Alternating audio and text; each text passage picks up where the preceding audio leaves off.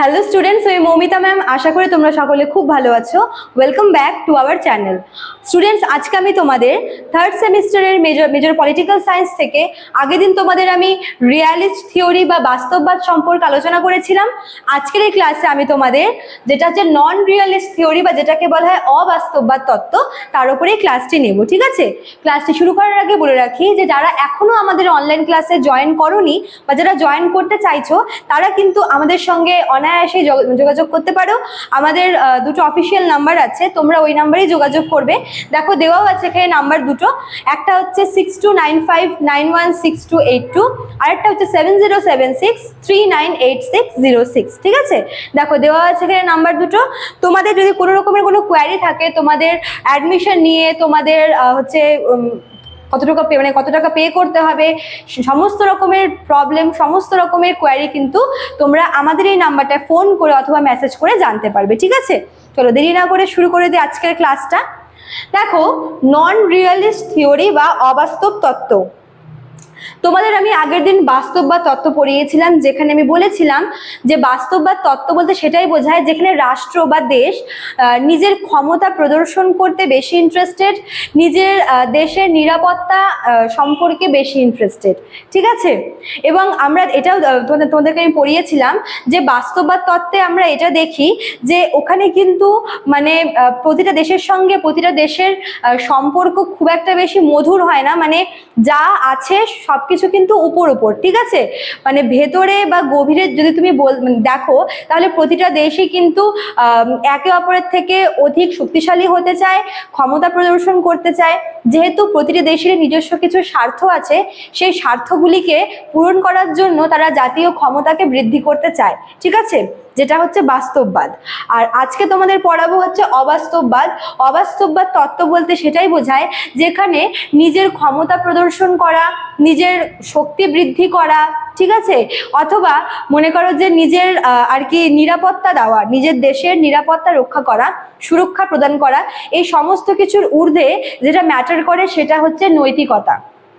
মানে অবাস্তববাদ বলতে এটাই বোঝায় যেখানে রাষ্ট্র একে অপরের সাথে হচ্ছে খুব মানে যাকে বলে একদম মধুর একটা সম্পর্ক থাকবে, তারা একে অপরের সহযোগিতা করবে, একে অপরের বিপদে সাহায্য করবে। ঠিক আছে? এবং মনে করো যে মিটিং হোক বা এমনি কোনো কনভারসেশনের মাধ্যমে সমস্ত প্রবলেম মিটিয়ে দেবে এবং এইভাবেই তারা বিশ্ব রাজনীতির দরবারে নিজেদেরকে প্রেজেন্ট করবে। তাহলে ডিফারেন্সটা বুঝতেই পারছো যে বাস্তববাদটা ছিল যেখানে দেশ বা রাষ্ট্র তার নিজের ব্যক্তিগত স্বার্থ আর কি বজায় রাখার চেষ্টা করছে এবং তার জন্য নিজের ক্ষমতা বৃদ্ধি করছে। ঠিক আছে? নিজের ক্ষমতা বৃদ্ধি করছে যাতে নিজেকে সব থেকে বেশি শক্তিশালী প্রমাণ করতে পারে। আর অন্যদিকে এই যে নন রিয়ালিস্ট থিওরিটা, এখানে দেখানো হচ্ছে যে ক্ষমতা প্রয়োগ করা, ক্ষমতা বৃদ্ধি করা, এই সমস্ত কিছু পরে, বাদবাকি যেটা ম্যাটার করে সেটা হচ্ছে নৈতিকতা, যে একে অপরের সাথে বন্ধুত্বপূর্ণ সম্পর্ক স্থাপন, একে অপরের বিপদে সাহায্য করা। ঠিক আছে?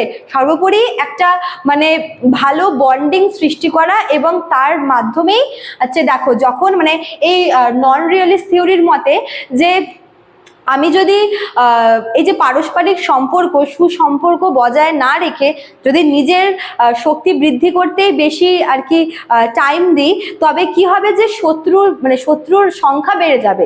ঠিক আছে? অবাস্তববাদে বলা হয়ে থাকে যে নিজের ক্ষমতাকে বৃদ্ধি করা সেটা পরে থাক, তার আগে যে দেশগুলো রয়েছে আশেপাশের দেশগুলো, তাদের সঙ্গে সুসম্পর্ক বজায় রাখার চেষ্টা করি। তাতে কি হবে? তাতে নিজের দেশেরই আর কি নিরাপত্তাটা বজায় থাকবে, এরকম একটা মেন্টালিটি রাখা হয়।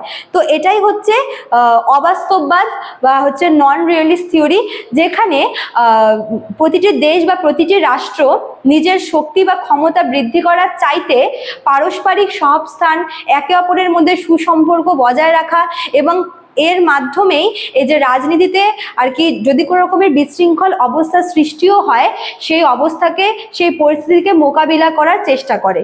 ঠিক আছে? তো স্টুডেন্টস, এটাই ছিল আজকের ক্লাস। খুব একটা বেশি এখানে তোমাদের মানে এই টপিকটা থেকে, এই অবাস্তববাদী তথা থেকে খুব একটা বেশি কিছু বলার নেই। শুধু পার্থক্যটা বোঝো যে এক জায়গাতে নিজের স্বার্থকে বেশি প্রায়োরিটি দেওয়া হচ্ছে, আর এখানে হচ্ছে নিজের স্বার্থের চাইতে মানে অপরকে সাহায্য করা, এই জিনিসটাকে বেশি প্রায়োরিটি দেওয়া হচ্ছে। ঠিক আছে, তো আজকে এতটুকুই থাকলো। আশা করি তোমরা ভিডিওটি বুঝলে, ক্লাসটি ভালো লাগলে অবশ্যই লাইক কমেন্ট করবে, শেয়ার করবে। দেখা হচ্ছে নেক্সট ক্লাসে। Thank you.